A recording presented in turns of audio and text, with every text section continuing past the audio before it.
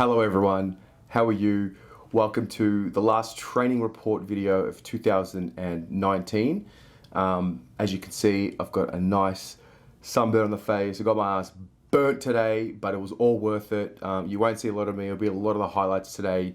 I really left the session today a lot more satisfied than what I was last session. Like on a high level, I felt like the intensity of the training was tenfold. I mean, I think, last week it was a Friday, maybe they've been working pretty hard. It was an open session, so they didn't want to give too much away, and it was just sort of going through the motions. But there was a real intensity about this session today. It was hot, and I'll go through how the session went out, but, the way that they were just moving from one drill to another, the voice, the talk, the screaming, the running, the continuous running. I really felt for the boys today because they were put through their paces, and it was good. There was a good mixture of full ground drills and then specific kicking drills, handballing drills, stoppage drills and whatnot. But yeah, I'm really excited. As you could probably see, it was a great day out. They trained for it felt like almost 3 hours. Obviously, you're not running at match game intensity, but I think the length of the training was structured in the way that they were just, it's the last session of the year. They're probably going to go away and have some time off and enjoy themselves. So they really wanted to go out with the bang. And it was really clear and really evident that there was an intention today. A lot of the leaders were speaking up. A lot of the young boys were speaking up today, which was good. But what we're going to do in this video, I'm going to basically just run you through what was happening throughout the session, step by step. I've written it all down. I'll put some highlights over the top and we can talk a little bit about it. And, obviously for those of you who weren't able to get there today, if you're living interstate or if you're living in the state and maybe you're working today, you weren't able to get there, or if you're living internationally, this is going to be really good for you. I mean, the session started, Mitch McGovern was still running laps, around the ground, and there was a bit of talk about him last week, maybe having an injury. It wasn't the case. He had a bit of a scratch on his shin and he had it bandaged up. But he looks fine from what I can see. There's no tape anywhere. There's no bandage anywhere. It's pre-Christmas. You've got to remember this time last year is where he had that big fall on his back and he had that, non-displaced fracture. So you think about that. The guy's in full training right now and, he's ready to go into Christmas. Touch wood, hopefully everything goes well over the break. And he comes back fit and firing and, he looks really ready to go next year. I know that, it's a very cliche thing to say, but just the body fat, you can tell that it's down. The definition in his arms is there. So I was really impressed with that. There was a bit of a simulation drill in the corridor, and what I'm seeing is a lot of quick movement. There's no secret to this. David Teague spoke about it in the interview on the Carlton website yesterday about how he wants the players to play on instinct and make decisions. And as you'll see some of these highlights, it really replicates what he's saying. The drills are, you've got a ball that comes to you, you've got to make a decision left or right, and we'll go through that. But that's where it sort of went from there. And there was a little bit more, what I'm seeing a little bit more compared to what I saw last week was the long kicking. And that's where it suits guys like Lockie O'Brien, Sam Doherty, Kate Simpson, even Nick Newman. A lot of long, direct kicking, and there's always an overlap runner. I can't stress the fact at how hard they all ran today. It was very impressive, considering it was pretty hot and it really heated up as it went on. So as they were doing this long instinctive kicking drill with the overlap running, there was a quick whistle, and then as you'll see here, there's a group of them that were coming to the wing, which was right where I was sitting, so the footage was great, and they were doing a stoppage drill 4-5. I did this about 4-5 times. It went for about, this particular stoppage drill that you're seeing now went for, let's say, a minute, maybe 2, if that, and then there was a whistle, and then they go back to this, long kicking, overlap running drill, and again, it was rinse and repeat for 4 or 5 times. So, they were pretty cooked after that. The one thing I noticed in this stoppage drill here is Liam Stocker. He really wants the contact. He plays a real, for a lack of a better word, Crips type game. He, really wants the contact. He was pushing himself into contest, and the one thing I'm excited about is obviously, he's got an appetite for it. Just mindful of how is he going to be able to manage that game style for an entire year. Will he maybe burn out a little bit? And there's just something I'm mindful of. It was just something I observed, but he was getting tackled pretty hard and then going straight back in there, and he wants the contest, and you can't have too many of those guys. I think it was fantastic to see. Matt Kennedy and Harrison McCready, were running laps while this was all going on, as you can see here. Look, again, I don't see any strapping. I don't see anything wrong with them. Matt Kennedy looks very lean compared to last year. Again, we don't know what the program is. Obviously, we're just fans watching from the fence. So whatever's going on the inside, we're not really privy to those conversations or those programs. The one theme that I've seen this entire preseason is definitely Matt Owies. He's definitely doing something on his own. Is it an injury prevention thing? I'm not sure. I talked about it last week. I played basketball growing up, and when I moved from basketball to footy, it took me a while to get adjusted to the drills. I used to get a lot of these calf strains and hamstring strains just because it was a different body movement. Yes, I know Matt's been in the system now for a full year, obviously playing with the Northern Blues. So I don't know what's going on, but he looks fine. There's no strapping or anything. So hopefully he's ready to go. But I mean, at least he's out there. That's the main thing. The other thing I'm noticing here is Sam Walsh in stoppages. He's scary. He's got a freakish talent. He's got another layer of strength under him. He's got another layer of running power under him, and it's just showing in these drills, and it's very exciting. The other thing I noticed here, Simo is a very vocal guy, and again, obviously I've missed a lot of Carlton training. Maybe he's been vocal for a while, but he was very vocal today, and I really noticed it. There was a big emphasis on training with this intensity for the entire session. Come on, boys, let's make sure we do this right. Come on, boys, finish the session. It was all about finishing off and doing the complete work. And I was hearing that a lot from him, and that's exciting that he's ready to go. And you'll see some of these 400s and 200s that they're running, and he's at the front of the group. So very good signs from Simo. They moved into this full ground transition drill, which was good. Another thing that I noticed here was Sam Doherty.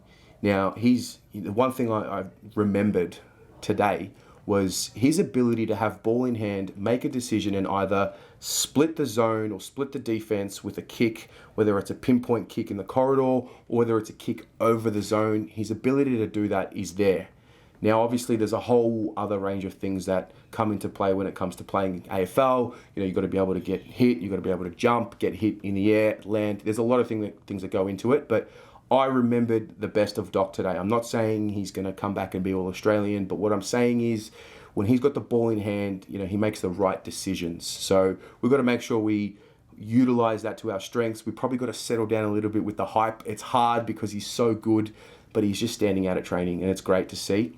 They then started moving, and you'll see these drills go from full ground drills, and then they move them, whistle blows, bang, 200s, off you go. And you'll see the groups are split up. Pretty much, the better runners are in each group. Maybe they're ranked, I'm not really sure, but they did this a lot. It was a tough session. I can't understate that. They then moved into this combative, leading drill, which was really cool to see. You'll see these repeat efforts here from Sam Walsh. So you've got to lead up. You've got a man on you, you've got to make a lead, take the mark, go back. You've got to do it a few times. And it was a really good drill to see. You see some of the competitive spirit coming in there, and it's good. A lot of these vests were getting ripped, a lot of pushes, a lot of bumps. It was great. Obviously, no injuries. You don't want to see anything like that, but you do want to see the competitive spirit. I mean, injuries are a part of the game. So, yeah, this was a really cool drill to see. And then again, they moved into this this full ground drill. Before they did that, Matty Cruiser was doing some work on the side. He completed most of the session, but he then had moments where he'd go to the side. So you'll see here some of these repeat ruck efforts, 1 or 2 ruck taps down, then he'd run to a certain part of the ground, do a few more, run again. It was just more about getting him moving. There's no strapping on him, which is good to see. He's obviously a very important part of what we do and what we try and do. He's obviously another person who we don't really know if we can get a full 22 games out of. So, he's got to be managed, but it's good to see him out there. That's the main thing. Again, more of these full ground drills. Then we moved into this, we did it last week, the zone setup, and I was talking about it last week, where the boys would move the ball and the defense would be set up, then they would stop the drill and they would say, all right, everyone close your eyes, and they'd point out, all right, Samo, who's on your left, who's on your right. So it was that with offense, and it was good to see. So the emphasis here was how is the defense moving, so they weren't moving the ball around too much, 1 or 2 kicks, and then that was it. So that was good to see. Then they moved into a bit of a scratch match, full ground, which was, that's what you want to see at an open training session. Those are the types of things you want to see. I really thought Paddy Dow stood out in this particular scratch match. his ability to have ball in hand at stoppage, get free, and then make decision. That's his strength. Now, we know he struggled a little bit with his kicking. I think that was just more of a high-profile mistake kind of thing. We all want him to be great and Sam Walsh-like. You know, it's just, he's a different player. But I really thought he stood out. I thought his kicking really stood out today, and that's something I haven't really seen in previous trainings. But it was, again, for me to talk about it, it really stood out. They were in my notes. So really happy to see him, you know, look, he's got a nice haircut. I like it. I like where it's going. And move back into 200s here. And this is a theme, you know, drills, full ground, 200s. It's just a lot of running, a lot of effort.